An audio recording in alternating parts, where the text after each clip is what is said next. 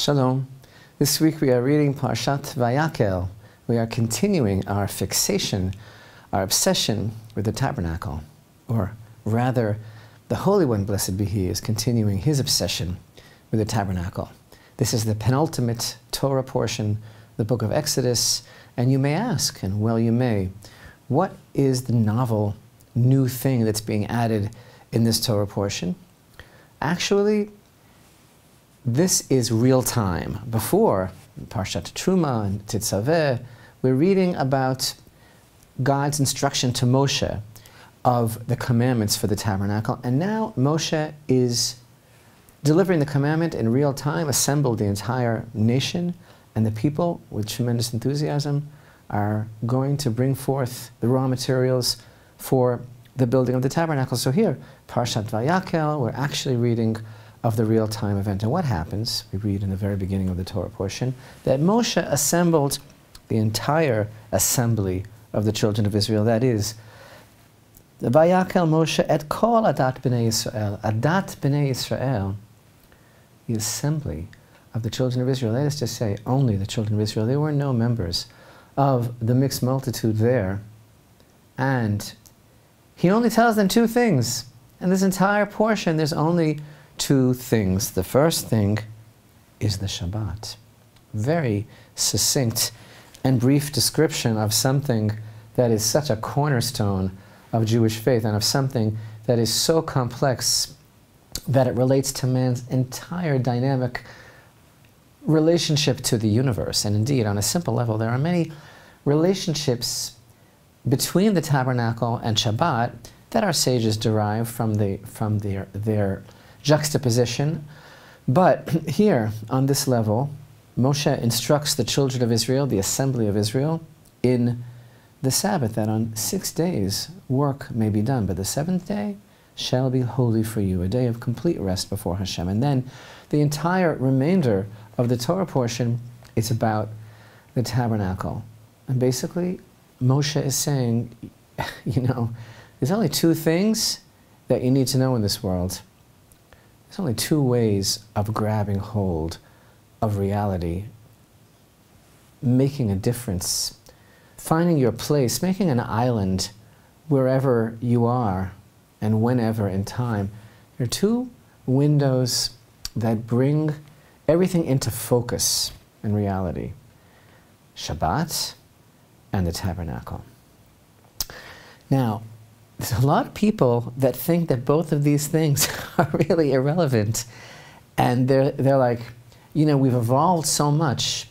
Shabbat, you know, to work 6 days, to be active, to produce, to be part of everything 6 days. And then on the seventh day, to have this idea of just floating with the universe and being one with Hashem's presence. That's so 80s or whatever it is they say. That's not for now. Haven't we evolved in this whole idea of building a house for God? Well, I don't know how to tell you this, but these things are not going anywhere. And also, from this point on, this whole motif of erecting a house for God, the tabernacle, which eventually turns into the permanent sanctuary, this now becomes the overwhelming message of the Torah. This now becomes the center of Israel. This now becomes the center of the world. And this now becomes the theme throughout the eons of every prophet of Israel. So this is not going anywhere. And if you've had a hard time these past few Torah portions, I don't know what you're going to do with the book of Leviticus. So it's here to stay. And we're going to have to try and understand what this incredible message is. So let's start. First, the question I have is, you know, we read about the construction of the tabernacle with these incredible materials, 15 materials that were brought forth all together. Take from yourselves a portion for Hashem. Everyone whose heart motivates him shall bring it. Now, they're in the desert. It's really rough going. They're in very harsh conditions. And this is the portion that they're bringing for Hashem. Everyone whose heart motivates him shall bring it as the gift for Hashem. If you happen to have any, gold, silver, copper, turquoise, purple and scarlet wool, linen, goat hair, red dyed ram skins, tachash skins, acacia wood, oil for illumination, spices for the anointment oil and the aromatic incense, shoham stones, and stones for the settings for the ephod and the breastplate. So, do you know where I can find any of these things? Moshe is saying, and I'm asking you, how they do that?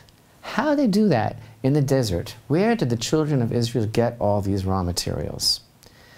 Now we have one very fascinating tradition, that Yaakov Avinu, the patriarch Jacob, on his way down to Egypt, he planted cedars. As he was going down, he dropped cedar seeds here and there, because he knew that ultimately his children would be passing that way again in 210 years, and they would need these trees to furnish the beams for the tabernacle.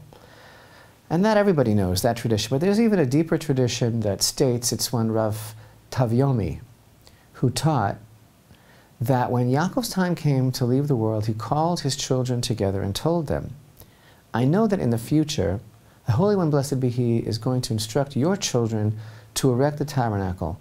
So, said Yaakov to his children on his deathbed in Egypt, get ready and start conserving and hoarding all of these materials and keep them with you, everything that you're going to need. There's a problem with this midrash, and you know that many times the homiletical teachings of our sages are actually a parable, a metaphor. It's hard to picture that in the harsh conditions in Egypt, you know, picture the living quarters in a concentration camp or in a stalag, in some difficult prison camp. It's hard to imagine that they were able to keep copious amounts of gold and silver and turquoise and copper and beautifully dyed skins with them. But yet, according to this midrash, they all brought it out of Egypt. The alternative understanding, which is more along the lines of the simple interpretation of how, under these incredible conditions in the desert, this unbelievable workforce was set in motion, and all of these materials were brought forth and carefully crafted into the tabernacle. According to this alternative understanding, the materials basically came from the spoils of Egypt, because Hashem commanded Moshe to command the children of Israel to borrow silver and gold vessels and garments and all sorts of things from their Egyptian taskmasters. This, of course, was in payment for the years of labor. And then, of course, at the sea, the Egyptian host descended upon the children of Israel at the Sea of Reeds, and their gold-laden and bedecked and coated chariots and armament and everything else were swept up in the sea. This also furnished some of the materials that eventually went into the tabernacle. In any event, amazingly, we read here in Parashat Vayakhel of the tremendous enthusiasm of the people of Israel. So many times we read this expression, Kol nediv libo v'chol chacham lev. We read 11 times variances of the heart. Everyone whose heart motivates him, every man who is wise-hearted, every woman who is wise-hearted, everyone whose heart lifts him, is raising him up, or her, motivating him. So the children of Israel left the assembly. Vayetzu kol adat b'nei Yisrael lifnei Moshe. In verse 20, the entire assembly of the children of Israel left Moshe's presence, and every man whose heart inspired him came, and everyone whose spirit motivated him brought the portion of Hashem for the work of the tent of meeting, for all its labor, and for the sacred vestments. And while the craftsmen were selected, and it was really that Moshe said to the children of Israel, see, Hashem has proclaimed by name B'Tzalel, son of Uri, son of Hur, of the tribe of Yehudah. Everyone also who was blessed with a wise heart assisted in the construction. So this whole procedure was done in 48 hours, bringing forth these incredible materials. And the verse states, they continued to bring him free-willed gifts morning after morning, baboker, baboker, which actually means 2 mornings. So in 2 mornings, all of these incredible gifts, gold, silver, copper, turquoise, precious stones, finely dyed materials were all brought. Let me tell you, I've been working on the rebuilding of the temple my whole life. I wish I knew the secret of how to motivate the children of Israel to bring all these materials in only 2 mornings. And even Solomon, it took 7 years to get it all together.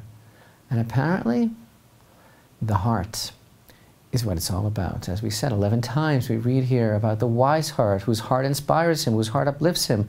The heart is in the thing, and nowhere else in the Torah do we find these expressions about the nediv lev, the heart who motivates the giver. So taught the great Rabbi Elazar ben Erech in Chapters of the Fathers. He said, everything depends upon the heart. He taught that the most important attribute is a good heart, and he derived that from our Parsha. So the entire assembly of the children of Israel left Moshe's presence, went and brought from their own possessions, which was their payment. They gave it back to Hashem, who gave it to them in the first place. And they did it with such zeal and enthusiasm because they knew that their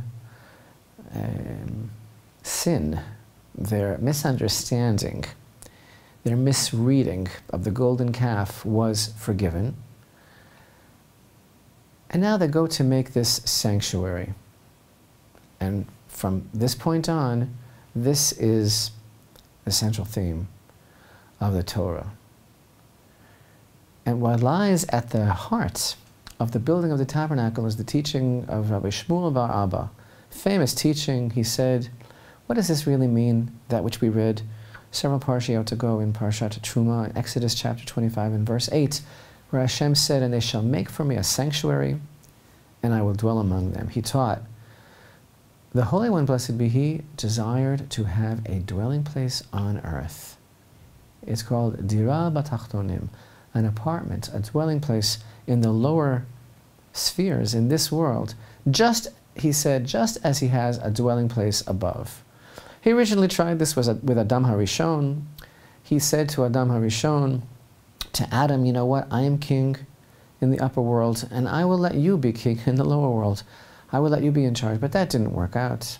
Adam sinned, and Hashem removed his shechina, all this the teaching of Rabbi Shmuel bar Abba, and he said that when Israel came into the world, he told Israel, now we're going to try it again. What I tried with Adam HaRishon in the Garden of Eden. The whole reason that I am taking you out of Egypt is so that you shall build for me a tabernacle, that I may rest my shechina upon you. And so Hashem commanded Moshe in the tabernacle, and as we all know, Moshe hesitated. This incredible tradition, the oral tradition teaches that Moshe was filled with apprehension, and he was so shocked that he fell backwards, and he said, you want me to build for you a tabernacle when the whole world is filled with your glory, and you want me to build a house for you? And Hashem said to him, Moshe, you're completely mistaken. You don't understand what I'm saying. It's not what you think. What do you think it takes for me to dwell in this world? I want a place in this world. All it takes is 20 beams on the north, 20 beams on the south, and 8 beams on the west, and I will come and concentrate my presence amongst you. And don't think it's because I don't have a place to live that I want you to build this sanctuary for me. This goal of making for the Holy One, blessed be He, the Almighty, the Creator of heaven and earth, making for Him a place in this world, that is the national purpose, the national project, the national identity and destiny of Israel. And the same concept that is reflected by the tabernacle is reflected by Shabbat. We grab hold of reality as expressed through the dimension of space, as expressed through the dimension of time, and we say, this is where we differ from the rest of the world. Because it's possible to be in this world and to be contributing to society, to be part of the world, to be a human being in every respect, which is what we are, but not to forget that everything revolves around the reality of the existence of God. And thus, when we have that in mind, through the tabernacle, the temple, and Shabbat, everything becomes a living testimony to our connection to the reality of God, the true reality. So, one very simple way to understand the Midrash that tells us that Yaakov saw the future and gathered his children about him and said, in the future Hashem is going to command you to build a tabernacle. Start worrying about it now. Start seeing to it that you will have what you need when you leave Egypt. Is not actually literal.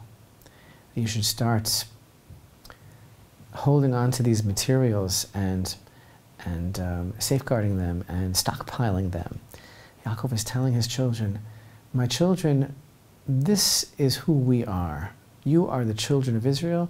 This is our project. You are going to be leaving Egypt. Hashem is going to be commanding you in building for him a home in this world, because we are the living testimony to the existence of God. So get ready, because it isn't going anywhere. It's staying with us. And this is exactly the reason why we are leaving Egypt. And he will see to it that we have the means to erect this home for him in the desert, which ultimately we will erect in the land of Israel. And through our living testimony to our relationship with God, to the fact that he created the world in 6 days and continues to create the world, and the fact that it is possible to allow him a space in this world, there's no app for this. This is real, not virtual. This is the way that we transform the human experience and the human condition into eternity, by imbuing the physical world with the presence of God, by welcoming him here, and by marking our relationship with him in time, so that everything becomes a living witnessing to the reality of our relationship with him. No wonder the Torah focuses so much, so incessantly, and at this point so singly on the building of the tabernacle, and connects it to the observance of Shabbat, because through these two devices we are able to inject into the banality of existence and into the everyday fabric of the human condition. We are able to inject godliness, eternity, and the uplifting of the human spirit as a total, perpetual connection to Hashem and his purpose to bring that light of the Shekhinah into the world.